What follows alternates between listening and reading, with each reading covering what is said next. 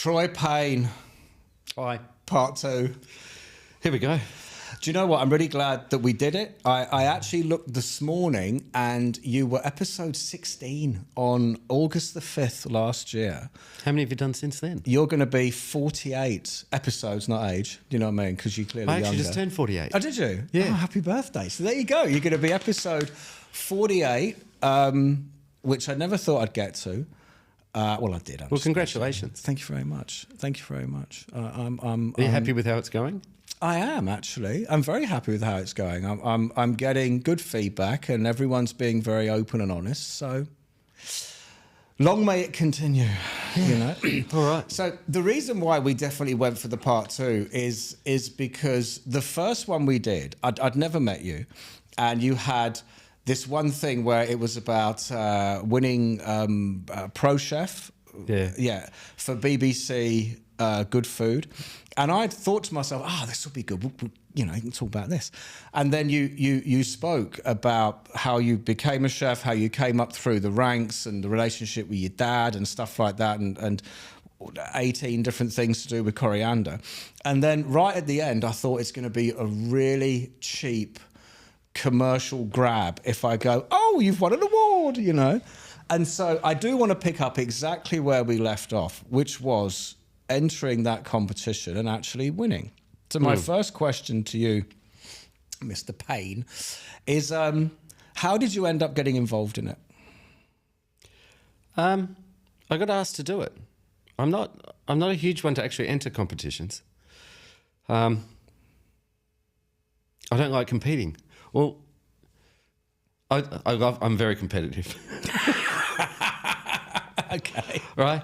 But not in that sense. Not against your peers. It's friends. I know they can cook. They know I can cook.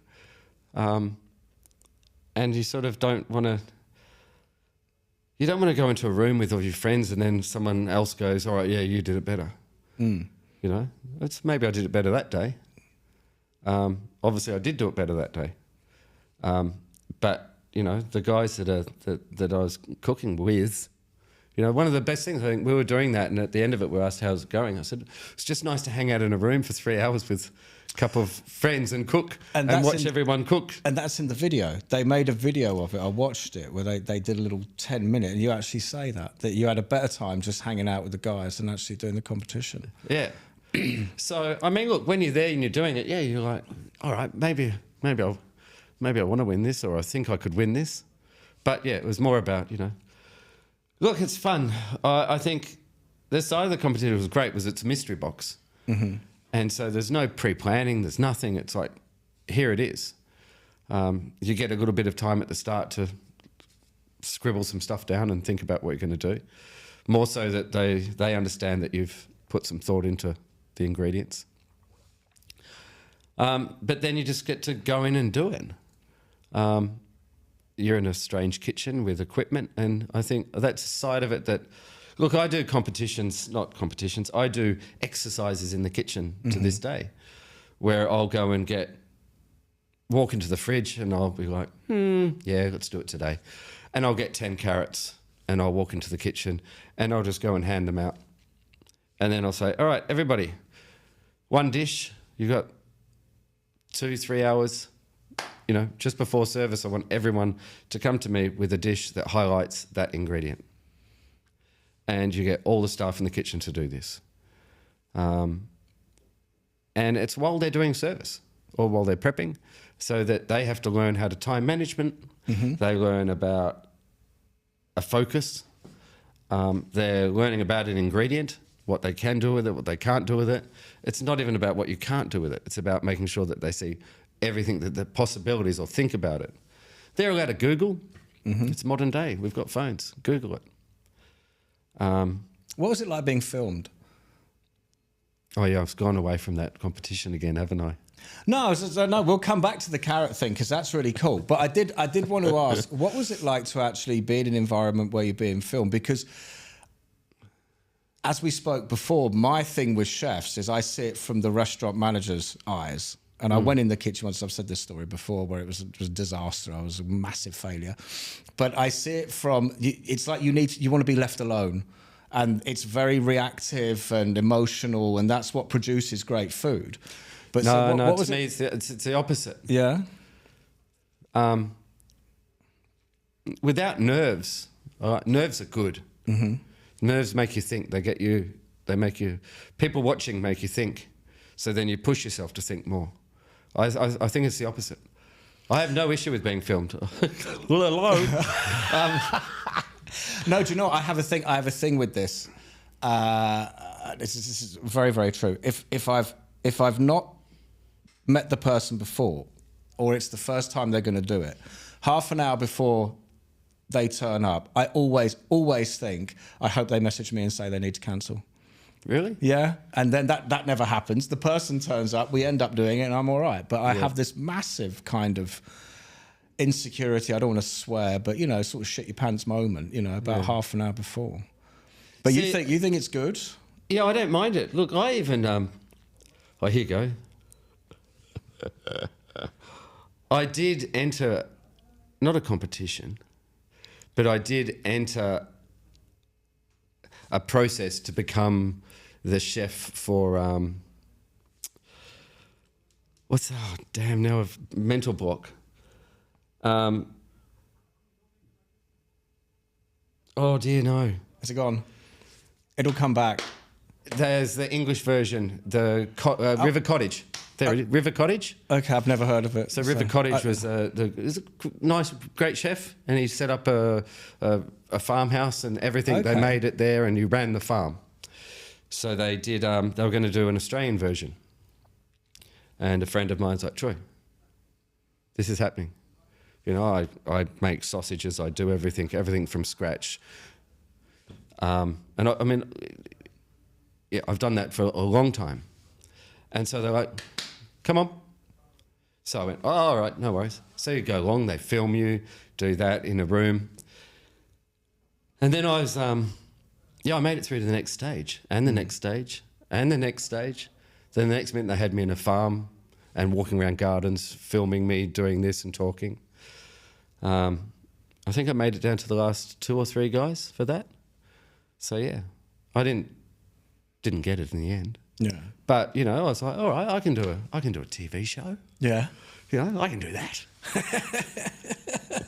It's like well worth watching. Yeah, it's like, but I think there's an underlying thing. It's like, it's more about me going, I want people to see what you can do with food and the power that it can have. I think nowadays people understand that there is a huge power in food.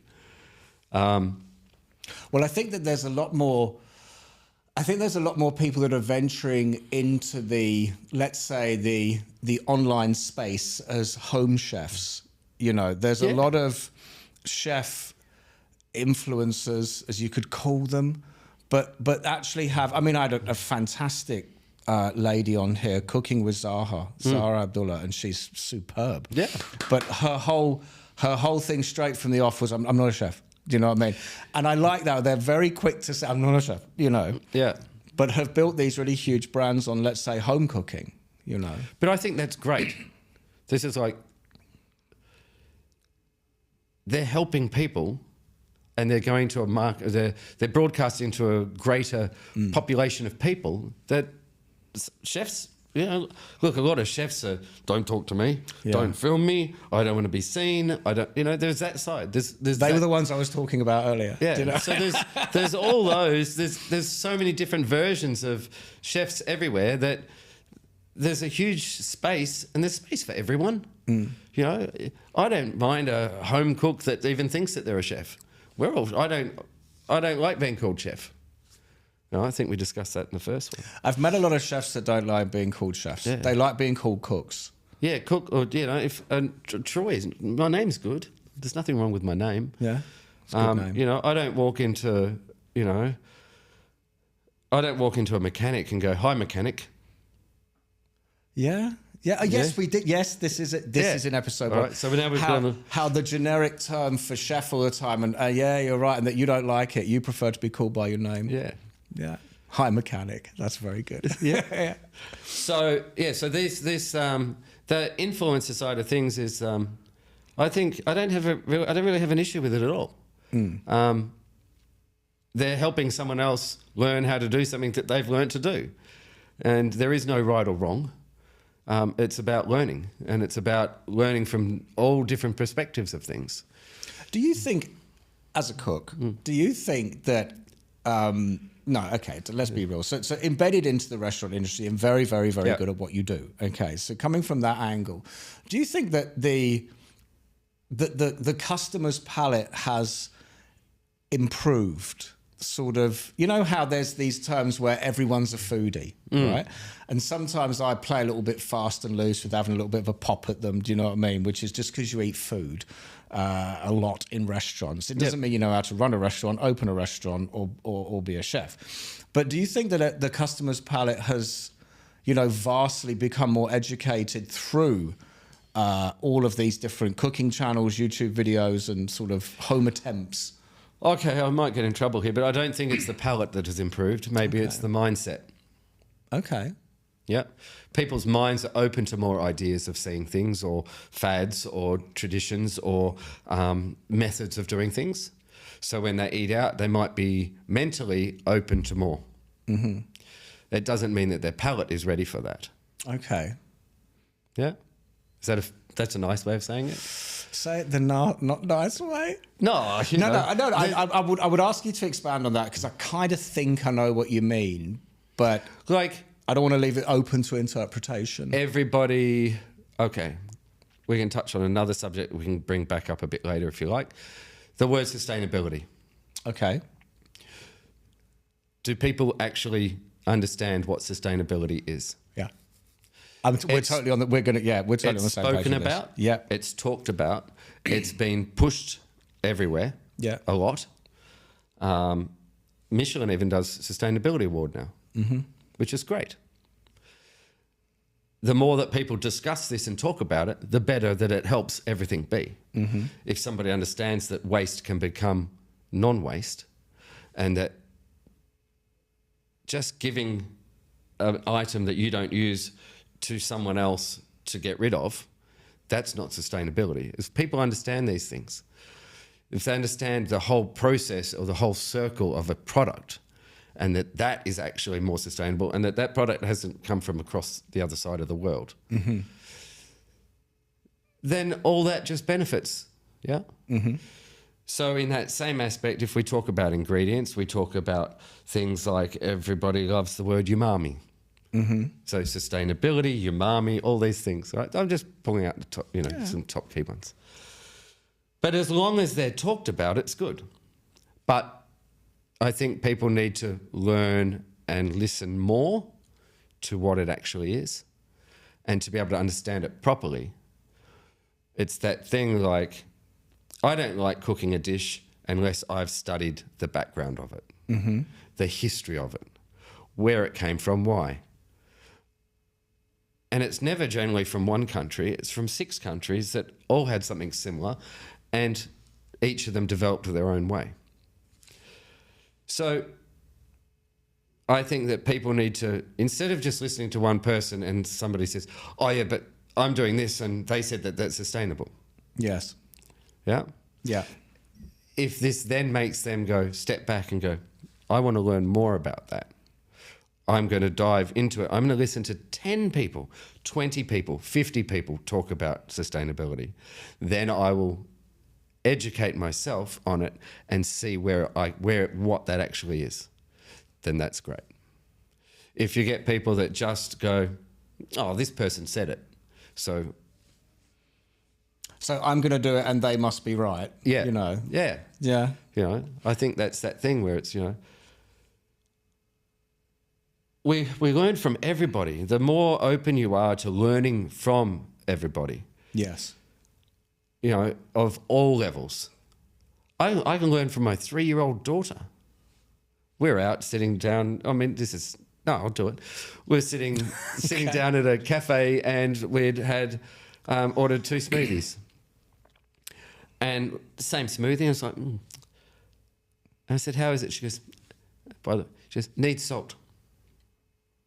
Now, the funny thing is that at home, I've reduced my salt. I reduce my salt for my body. And so I only use it when necessary. So it's not like salt's everywhere in her house. So it's not like she's got a salty palate. Mm-hmm. And I was like, okay. So, and there was no salt on the table or anything. So I went, all right. So I asked the waiter for a bit of salt. We got some sea salt and put sea salt in it, gave it a mix. And then I gave it to her again. She said, better. And I was like, right, tried it, you know.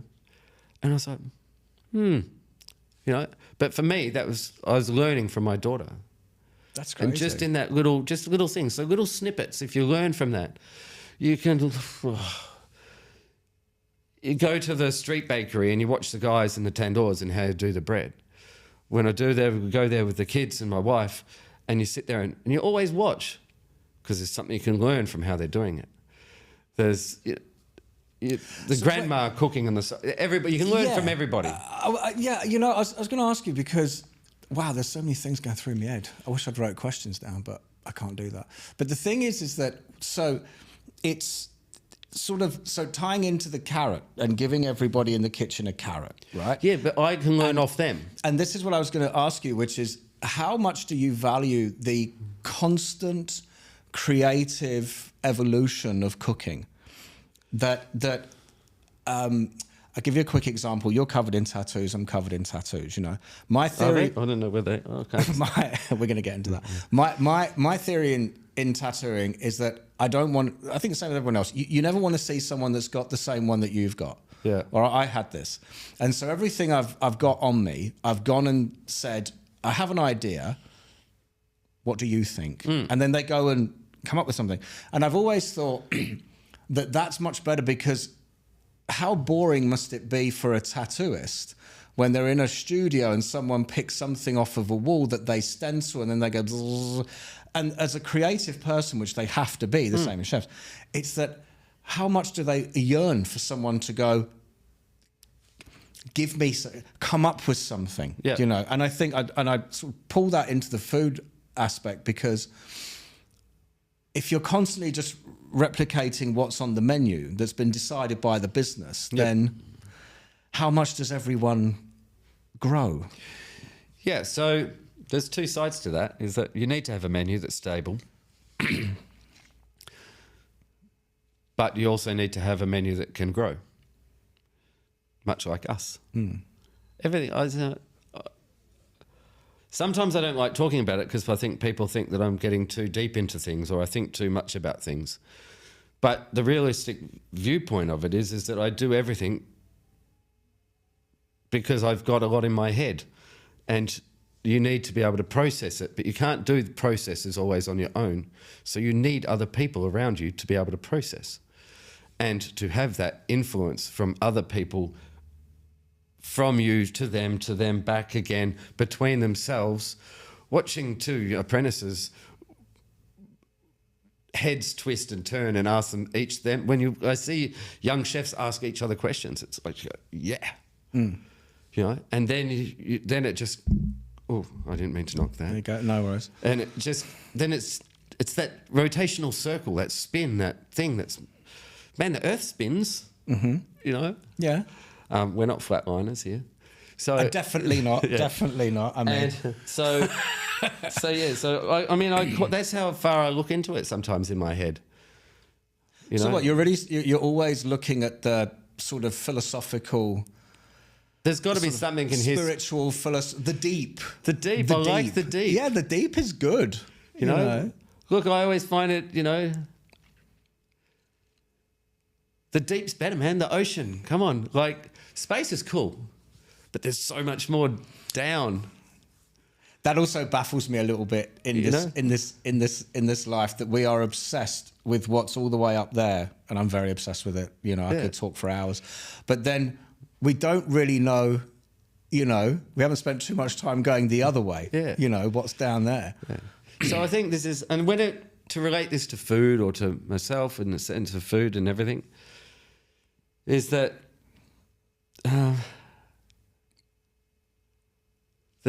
the deep side of it, I don't know. I just like how there's the earth side of it, the ocean side of it, there's so much connectivity. The food comes out of it, you know? Food comes out of what we're standing on. It's not falling from the sky. And so what are you thinking when you create a menu? So where do you... I'm really fascinated by that statement you made of you got a lot in your head and that you like the deep. I love this sort of stuff because I think it's the true... God, if I had every guest was like this way, it's the true essence of what this is. It's like, what is going on in your head so, while you're at work? So the thing is, when you know that a menu change is coming up or you're going into someone that's going, right, where do you start? Where's your head going? it goes everywhere. It goes into ingredients. It goes into guests' heads. It goes into... I don't like boxes, and so I try and departmentalize what people want to eat, what ingredients are available around you, what is here, where they've come from, what has produced them. And then, like, for the moment, I work in a restaurant that I run a kitchen where we focus on more southern Louisiana style stuff. But then in saying that, there's a lot of just Troy there as well. What does that mean? Well, there's a lot of Troy there. I don't know. So what's one of the... So this is where it gets deeper. Yeah. So there's that thing where it's like, all right, so if we're going to make an ingredient, we're going to make this dish. So I study the dish. All right, let's just start with let's go with jambalaya. Good dish. Yeah? Amazing dish, actually. But you have to think about it, and it's a dish that's made in big batches and it's made in homes. And it's... For anyone watching this, hopefully, that doesn't know what that is, quickly, what is jambalaya?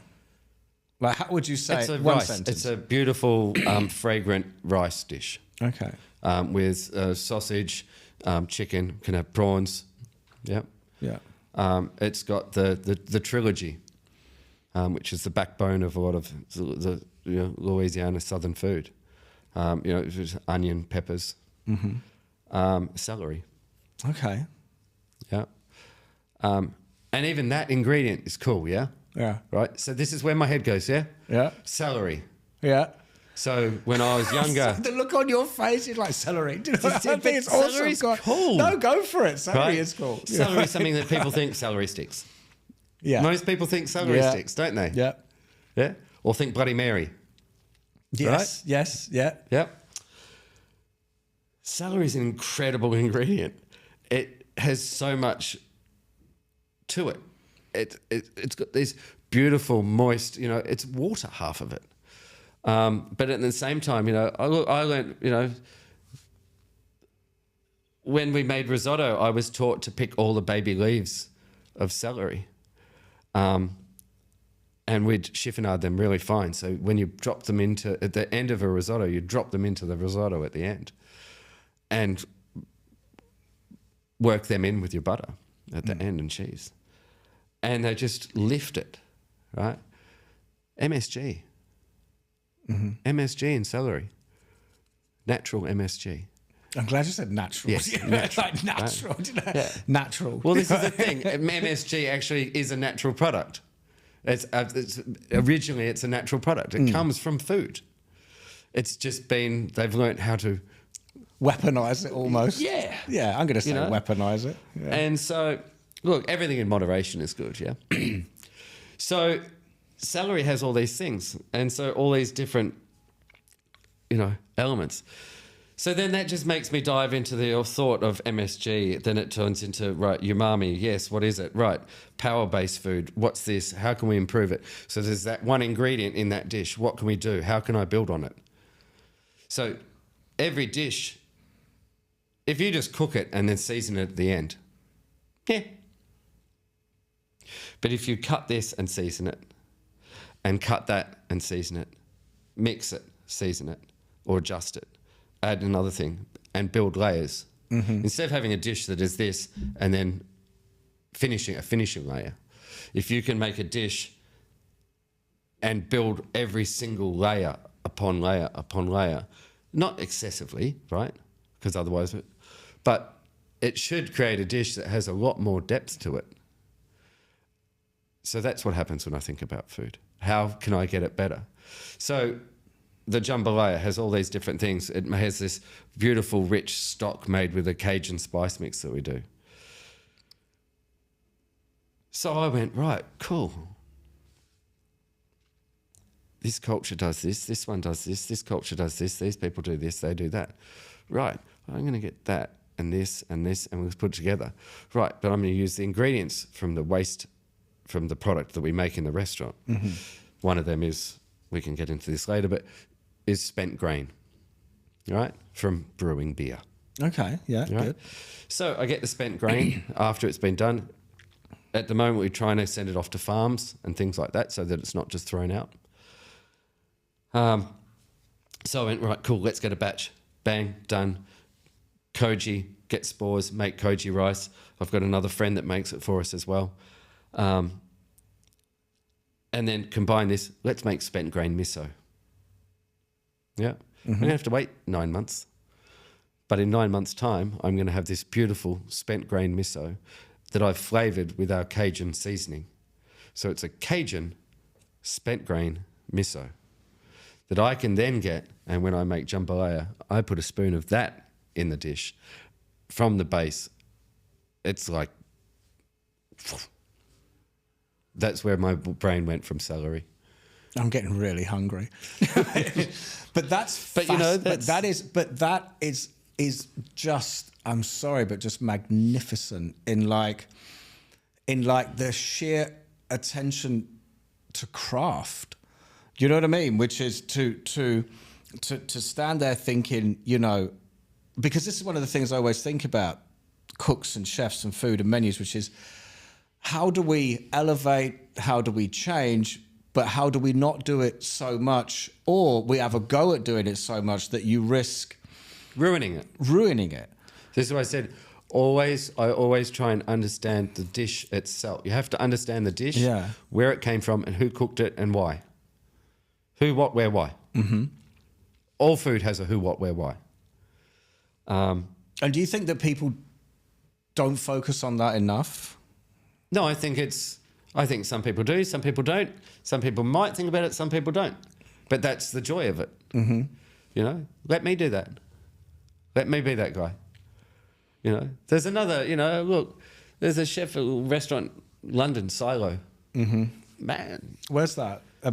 In London, big place, London. Yeah. Man, I'd love to sit down with him. But where is it? Zero Waste Restaurant. But where? Where in London? London. No, I know in London. But I don't know exactly where. Oh, right, I okay, haven't been there. London's huge. Yeah, London's huge. I don't know. You've never been? No. Oh. One place I've never been yet. Okay. Yeah. It used to be good. You said that, not me. You said that. Yeah.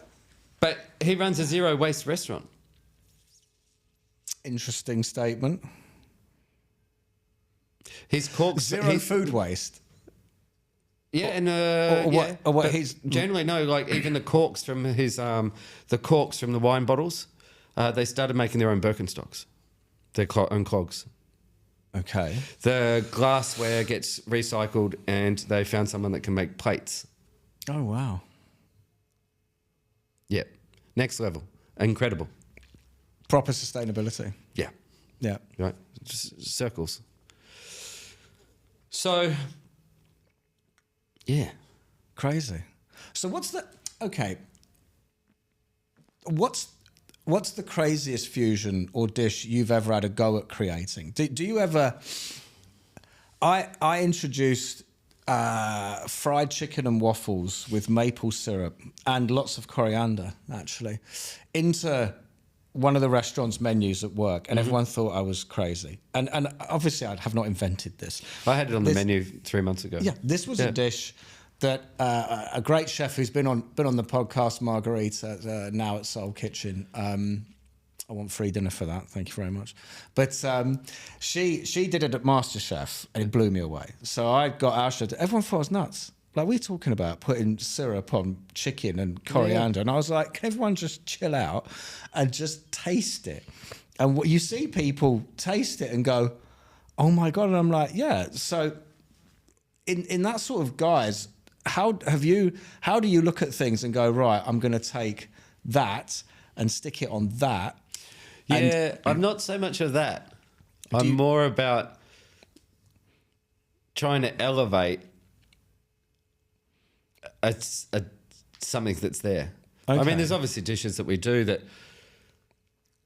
yeah, it's come from me making it up or someone seeing something and this and this and this, and you go, oh, all right, okay, let's do it. This is a dish. Here we go. And you know, or I'm going to put this with this. I think there's just a lot of time after you've been cooking for time. There is times where you try and branch out. I mean, you're always trying to learn and branch, but where you'll go, oh, I'll give this a go just because I haven't yet. Yeah. Or I'll try this flavour with this flavour because I haven't yet. Or you've heard someone tried this, and so you're like, What's the most surprised you've ever been? Like one of your team has gone, I've come up with this. And you've gone, are you mad? And then you've eaten it. I don't know. That's hard. Because I teach most of them. I'm trying to teach most of them. The most amount of time is spent to appreciate an ingredient. You know, the one time we did it, I gave everyone a red capsicum, a red pepper. And everyone did everything, and they're all great. But one guy, he just put it on the fire and walked away.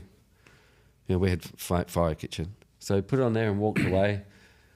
And I was like, this is going to be good. I went, someone's listened to me, you know, or listened to the idea of the concept of what I'm asking people.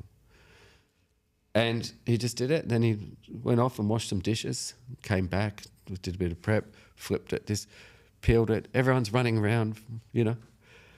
And then he just disappeared. I was like, yeah. He presented me a pepper, perfectly charred, peeled, not washed in water, just peeled by hand, just gently, put on a plate, olive oil, bit of sea salt on top. And he just went, there it is. Yeah, he brought me to tears. I was just like, thank you. It's like a red pepper. The idea was to make a red capsicum shine. Yeah, he made it shine. He let the ingredient be what it is. Yeah. So it must be. Do you know what? It just must be mental in the sense of when to keep it simple and when to go all out. Right, cool. So this is where I have more fun now. Very good. Yeah. Yeah. So sometimes it's not about overcomplicating things, but it's about finding how far you can dive deep into a dish to make it better, but keep it simple. Right? Okay. Yeah? Yeah. Right. I'll pick chicken tenders. I have a very unhealthy relationship with, you've done jambalaya, now chicken tenders. I'm going to have to eat directly after this. Yeah, so chicken tenders, right? Quite often, and I'm not, quite often or not, most people used to chicken tenders that come out of a frozen packet, or, they're pre-crumbed and they just fry them, or but. Yeah. So we got chicken tenders on the menu, but I was like, right, what can we do? Let's go. Right. And also too, I actually have a bit more fun now thinking about dietaries. I enjoy it. There's people with serious dietaries. It is a thing. And so, it's cool to accommodate them. But you don't have to scream it out and go, this is gluten-free. No, but you do. I'm sorry. No, you don't. You do, because I had a massive argument with our head of hygiene in Media One Hotel, Salvan. I love him to bits. He knows I do. Where there's now 14 allergies, right? Yep. And we've got to put them all in the menu. And I'm going bonkers over the fact that one of our dishes, there's about 9. And I'm like, you're putting the frickin' alphabet, do you know what I mean? Yeah. After this dish. And I'm like, where does it all end? This is the alphabet after recipes is after dishes. I'd never seen that until I came to the UAE. Right? It was a new thing for me. We didn't even used to write and, when, and it was ingredients was a dish. No, but now what I mean by the alphabet is Yeah. I'm saying that there's gluten. That's what I'm saying. But we never had that. Well, there used to be V, Yeah, and then it became N. yeah, That was about it. Now you have to put milk, Yeah. celery. everything. Egg, yeah. And I was, and eventually, look, the law wins, so we're doing it. Do you know what I mean? But it's just like I couldn't. It's almost like it was like a hostage negotiation where I was like, you got to give me that one. You got to get, pine nuts and nuts and nuts. Yeah. So, yeah. So the chicken tenders. Yeah, sorry. So my little outburst there. Yeah, sorry, sorry, forgive that's me. right. I'm very So passionate we sat about there that. and thought about it, and we're like, right, how far can we take this?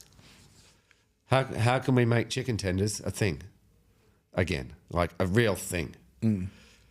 So we're like, okay, let's brine them. We'll make a brine. We'll do our nice brine. Okay, that's standard. All right, let's cold smoke them. Yeah. All right, cold smoke. All right, so brined, cold smoked. All right, what are we going to coat them in? All right, let's stay away from gluten. Let's make them accessible, more accessible for a product that's not normally. All right, so let's use potato flour and rice flour and corn flour. Right, what are we going to do with it? Let's cold smoke that as well.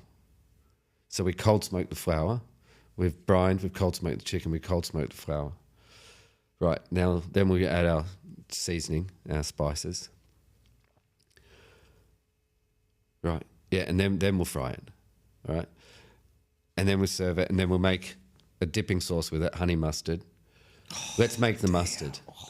Let's make the mustard. So we make our own mustard. We can pick the strength of mustard that we want. I can't make honey. I wish I could. I'm not a bee. Right? But let's do that. We make our own mayonnaise, obviously. So you've basically got chicken tenders that's had literally everything made and smoked and adjusted.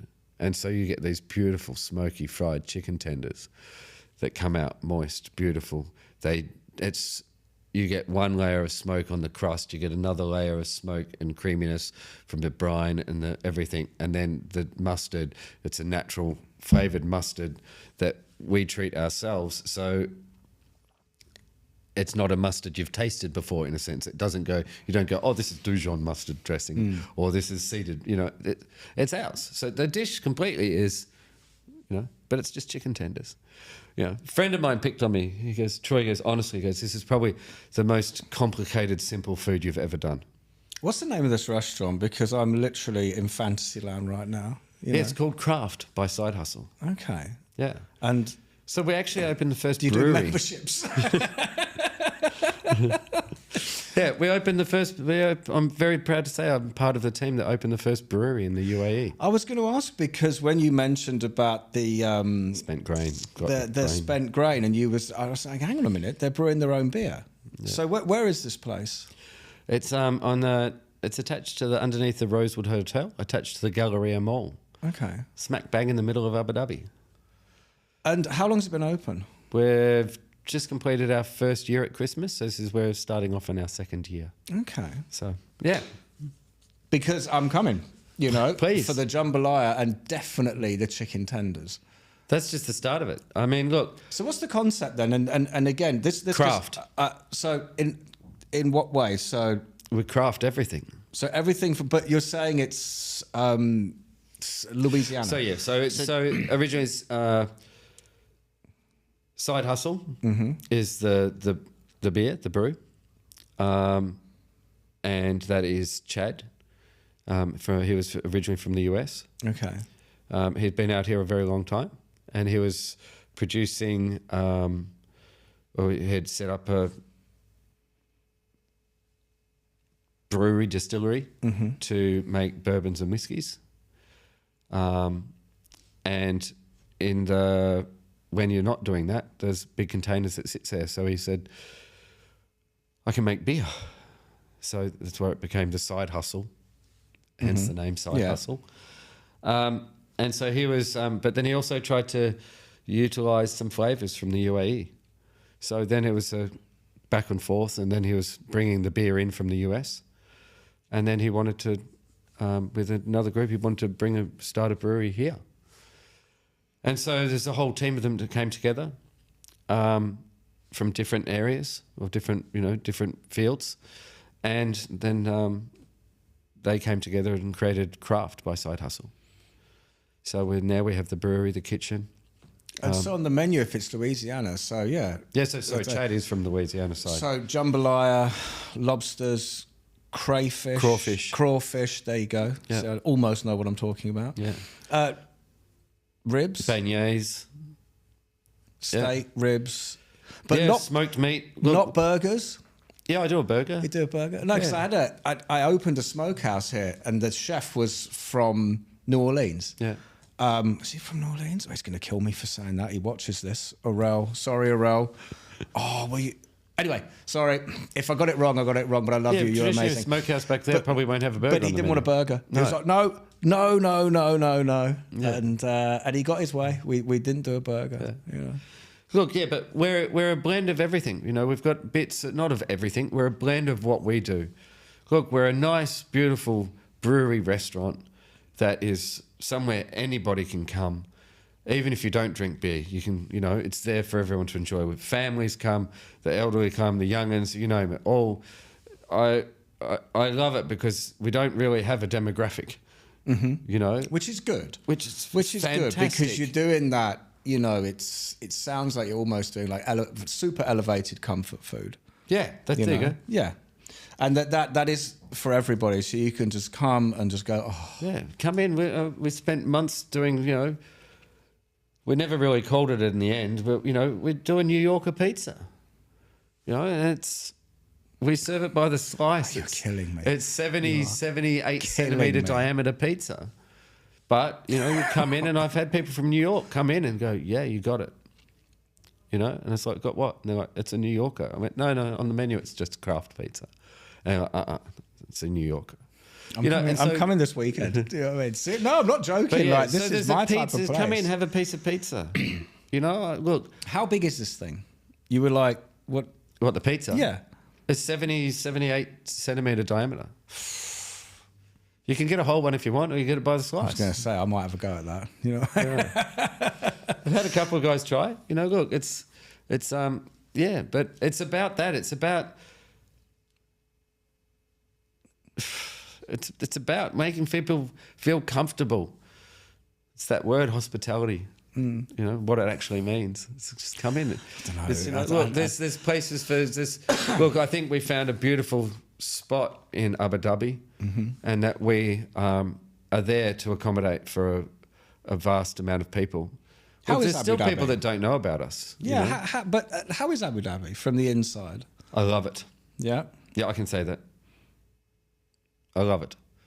Well, I was in Dubai for 10 years, and I still love Dubai.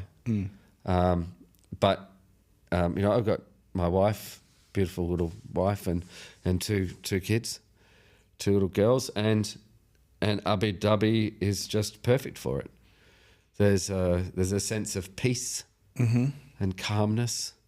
Everyone's allowed to do what they do, be them, and, be you, and there's the traffic's beautiful. Yeah, because the traffic in Dubai is shocking. But also too, it's.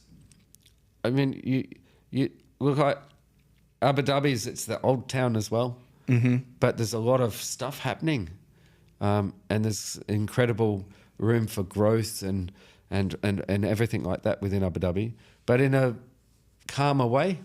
Yeah, if that makes sense.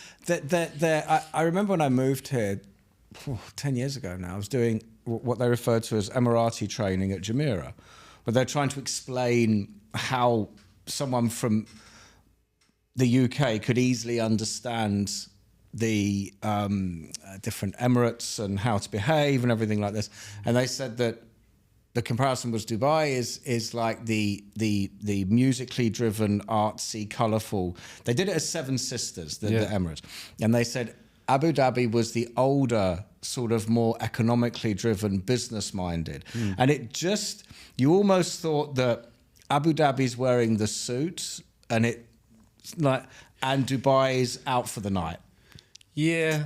Do you know what I mean? Yeah, but in the same time, I think from also too, Abu Dhabi's the place where you got the suit, but if you just want to wear shorts and a t-shirt and some flip-flops, you're okay.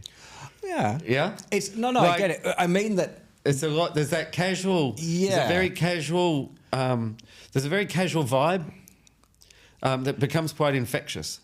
It seems like, oh God, am I about to offend an entire city? Do you know what I mean? I've got to say it now, and I can't edit it either.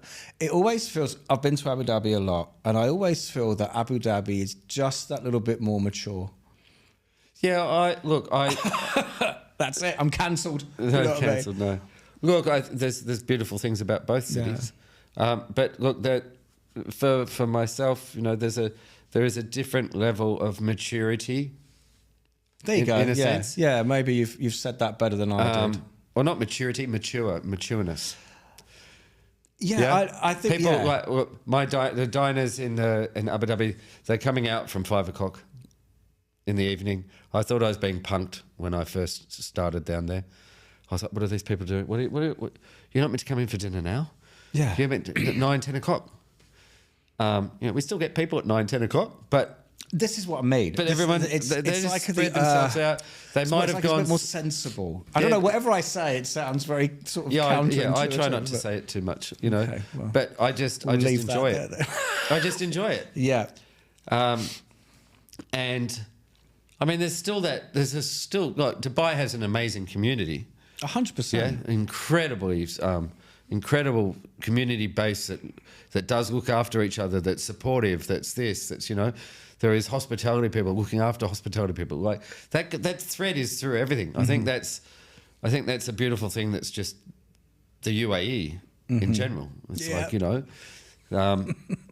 and I'm still sitting here trying to figure out whether everything we've said in the last 2 minutes was good or bad. You know what I mean? I think it was good. I think it's good. It's definitely good. Yeah. You know what I mean? Look, yeah. So, but craft is amazing. Yeah. So where are they going then? So there's a lot of stuff happening in Abu Dhabi that's extremely Guggenheim growth minded. They're doing more and more events, and they're getting better at it. Yeah, definitely. Yep. And I mean, there's no longer that thing where, when there were some events that were held in Dubai, and you knew that everyone in Abu Dhabi would be going there. Yeah. Because it wasn't there. They'd go, all right, we're going to, But now there's a lot more happening the other way. Like we've been part of a couple of events in Abu Dhabi. And the next minute you're like, oh, hi there. Dubai. Driving from Dubai to come down to Abu Dhabi for events. Yeah. We have the concerts down there. No, it's wild down there. I mean, the F1 is spectacular. The bands they have at the F1 are spectacular. Yeah. Yas Island is amazing. I actually know a couple of people that are in kind of the sort of government side of the culinary growth, where they're trying to bring the brands in and everything like that. And it's it's like I say, it's a really nice developing part of. Yeah, and they're doing it smooth. They're doing it calm. Yes, that's a very good way of putting it as well. Yeah. Smooth and calm. Yeah. There you go. So that's what I was trying to say. Yeah. Well, look. So it's nice being a part of that, now. Yeah. And I'm very happy for you. Well, look, we're sort of coming to a close. I can't believe the last 45 minutes has just flown by. Do you know what I mean? All right. But you're looking taller. Do you know why I said that? You know why I've said that, and I do want you to say it if you don't mind. You can tell me no, but it's only because I think it's quite important that you said the way you've worked, and maybe other chefs want to hear it. That you've. Yeah, look. I've spent a lot more time looking after myself. There we go. That's much better. In all aspects. Yeah. Yeah. And so, there's, but I went and saw a physio, and he helped, after the first session with him, I grew 3 centimeters. That's crazy. But it's about your posture. Look, I found this seat very difficult. I'm not knocking your set, but I had to get a cushion so that I make sure I'm. No, and I think, look, I mean, I'm not trying to. But all those things, your posture and how I feel, and shoulders back and up, and because you said you'd spent a number of years hunched over, operating like that in the kitchen. Yeah. And no, the only reason I raised it, I don't want to make anyone feel awkward, is just if there are chefs watching that do actually think they should go and do something like that. I'll go and do it. That's what I'm saying. I wish I had seen a physio or met this guy years ago. Yeah, that's what I'm trying to say. Yeah. I even walk different I just now. have an inner sarcasm. I walk different. I ride my bike different. Everything feels not real now. Yeah. So it's nice. But yeah. So look, last question is going to be this, which is, if we do part 3, what are we going to do part 3 about? What's going to happen in the next 6 to 8 months that you're going to come back and talk about? Well, I think the whole development of the food that I'll be doing with the team. My miso's not going to be ready for another 9 months. I'm making soy sauce too. Okay. Yeah. But we're making date soy sauce. So we have, there's different types of soy sauce, mushroom soy this year. So I wanted to make soy sauce. I mean, because recently we made Worcestershire. Mm-hmm. And then from the Worcestershire sauce, the pulp that's left over, we dried it, we dehydrated it and ground it. So now I have Worcestershire, 2 forms of it. I have wet one and I have powder. Mm-hmm. And no waste. And no waste. Right? And it didn't come in a bottle. And so I went, right, soy sauce, let's do that as well. But let's make it with, Chad had a friend that has a date farm. So Chad turned up with these dates, beautiful, dark, really rich, sexy dates. So I was like, cool, let's mix that into the soy sauce base. How's that going to turn out? Because soy sauce is inherently salty. Yeah, but we also and dates are incredibly sweet. Yeah, but it's going to be our soy sauce. Yeah, that's what I'm trying to say. This is the joy of it. Exactly. This is the deepness. This is the joy. Yeah. Is that it's not going to be anybody else's soy sauce. And who says soy sauce is that? There's 15 countries with probably 60 different types of soy sauce. Of that, there's probably only about 10 of them that are being made properly, old school way, traditional way. So we're going to have the first Cajun soy miso. We're going to have the first, I can't think of anybody. I don't know. If you can find someone else that's made Cajun miso, go for it. And then spent grain miso, yeah, it's probably been done. But this one's ours with our seasoning, our spices. So we're going to have that, our own Worcestershire. We do all our own hot sauces. Wouldn't mind getting them into, going to get them tested and labelled and done, and we'll see if we can get them out there. Okay. Pretty proud of those. Four different hot sauces with 4 different fruits. Okay. And then, and then we're going to have our own soy sauce. And it's going to be local date soy sauce. And you know what? That's where... So, this is the thing, right? So this is amazing. So if it works and it's great, right? And it turns into something beautiful, I think it's going to. Then we got lots of spent grain. So what's going to stop me from turning all that spent grain into miso? And what if the world gets to try Craft's Cajun miso, spent grain miso, made from waste products? And that is a full cycle. And that's where we're going to leave it. Yeah. Troy Payne, I love you, man. I do. I really do. Fun. No, but really, there's just the most wonderful conversation with a chef I have, because you're just so deeply invested into it. And I want not just my children. I want everyone's children and children's children, hopefully, to remember this and to be able to grow from it. For us to move forward as a whole human race, I think we need to step back and look and remember how things were done. Troy Payne, There's deep. thank you so much. Thank you for having me. No problem. I'm coming down to Craft 100%. Please do. All right, I'll see you there.